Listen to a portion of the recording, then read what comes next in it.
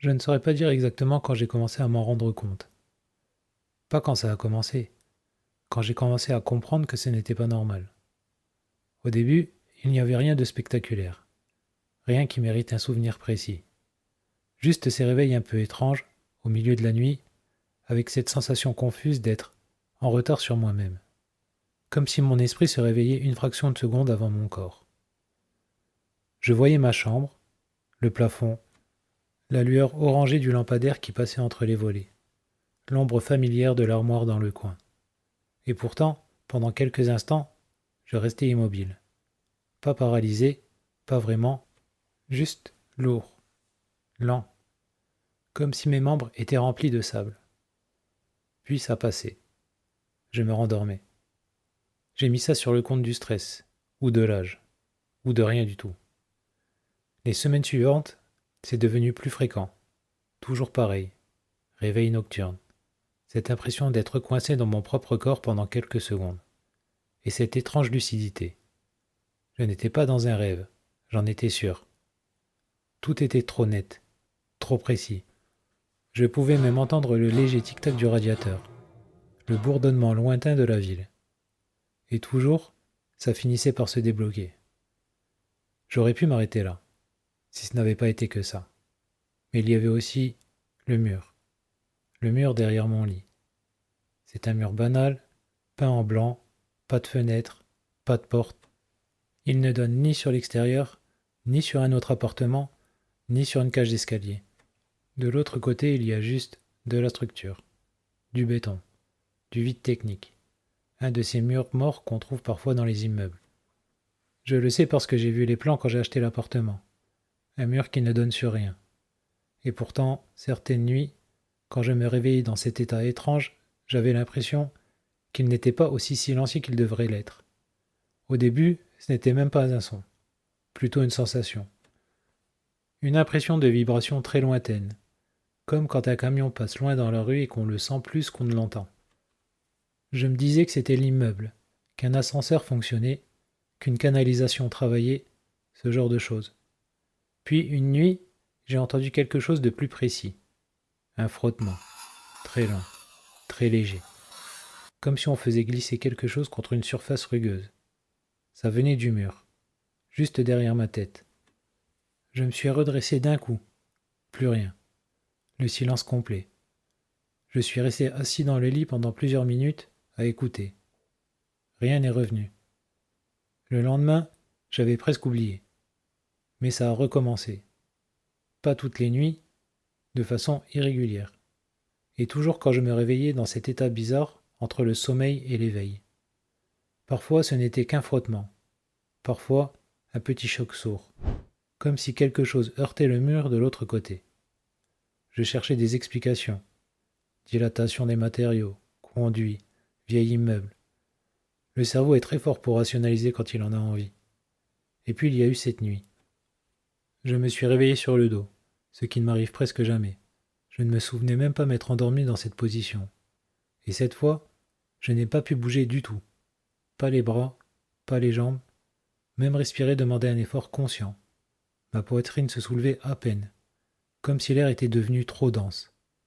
J'étais pourtant parfaitement réveillé. Mes yeux bougeaient encore. J'ai regardé le plafond, puis la porte, puis, lentement, le mur. Et là j'ai senti quelque chose. Une vibration, très faible, mais distincte. Elle passait à travers le matelas, à travers l'oreiller, jusqu'à mon crâne. Puis le bruit est venu, net, précis, comme si quelque chose grattait le mur, lentement, méthodiquement. Et ce n'était pas diffus, ce n'était pas quelque part dans le mur. C'était exactement là, à hauteur de ma tête.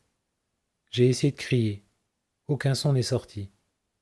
Le bruit s'est déplacé de quelques centimètres, puis encore, comme si quelque chose cherchait. Puis ça s'est arrêté. Silence total. Pendant une seconde, j'ai cru que ça allait s'arrêter là, que mon cerveau avait encore inventé quelque chose. Et puis, un petit coup sec, juste derrière le mur. Encore, comme si on frappait doucement, pour tester. Et là, une pensée horrible m'a traversé. Ce mur ne donne sur rien. Absolument rien. Le bruit ne pouvait pas venir de l'autre côté. Il venait de dedans.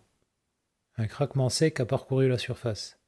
J'ai vu une fine fissure apparaître, puis une autre, puis une troisième. Le mur s'est très légèrement bombé. Je ne pouvais pas détourner les yeux. La surface s'est fendue. Pas comme un mur qui s'écroule, plutôt comme une matière trop tendue qui cède. Et quelque chose a traversé. Pas une main, pas un bras, une forme, une absence de forme. Quelque chose de plus sombre que l'ombre. Ça a glissé hors du mur sans bruit, sans poussière, comme si la matière s'ouvrait pour la laisser passer. La chose est tombée sur le sol. Puis elle s'est relevée. Elle n'avait pas de contour fixe, juste une silhouette approximative, trop grande, trop étroite. Elle ne reflétait pas la lumière, elle l'avalait. Elle s'est tournée vers moi. Je n'ai pas vu Dieu, mais j'ai su qu'elle me regardait. Elle a fait un pas, le parquet a craqué, puis un autre, très lentement. Quand elle est arrivée près du lit, j'ai senti une pression sur ma poitrine. Pas un poids, plutôt comme si l'espace se retirait. Puis quelque chose a touché mon visage. Ce n'était ni chaud ni froid. C'était vide. Et ça a glissé le long de ma gorge. La pression s'est resserrée, très lentement. Ma vision s'est mise à vibrer. Les bords du monde sont devenus flous. Des points lumineux ont envahi l'obscurité. Je ne sais pas quand j'ai perdu connaissance. Je me suis réveillé le matin, dans mon lit. Tout semblait normal, sauf cette douleur sourde dans la gorge. Je suis allé dans la salle de bain, et dans le miroir, j'ai vu des marques violacées autour de mon cou. Je n'ai pas quitté mon lit ce jour-là, ni le lendemain. Je n'avais plus peur de voir cette chose. J'avais peur de ne plus jamais me réveiller. J'ai tenu 2 nuits. La troisième, le sommeil m'a rattrapé. Et quand je me suis réveillé, je ne pouvais plus bouger. Mais cette fois, il n'y avait ni bruit, ni mur qui craque. Juste un souvenir, un choc violent, du verre, du métal, des cris étouffés, et cette sensation absurde de flotter. Puis j'ai compris. Ce récit est une reconstitution. Il a été assemblé à partir de paroles fragmentées d'un homme resté plusieurs semaines dans le coma après un grave accident de la route. Les soignants ont noté qu'il murmurait souvent les mêmes choses. Un mur, des bruits, quelque chose qui venait le chercher. Il décrivait sa chambre avec une précision troublante. Ce qui a le plus intrigué l'équipe médicale, c'est qu'il parlait souvent d'étouffement, de pression sur la gorge, alors qu'il était intubé sous assistance respiratoire. Personne ne sait ce qu'il a réellement vécu.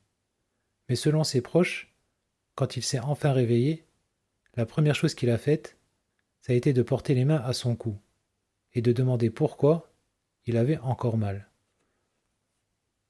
Si cette histoire t'a plu, pense à t'abonner, à liker ou à laisser un commentaire.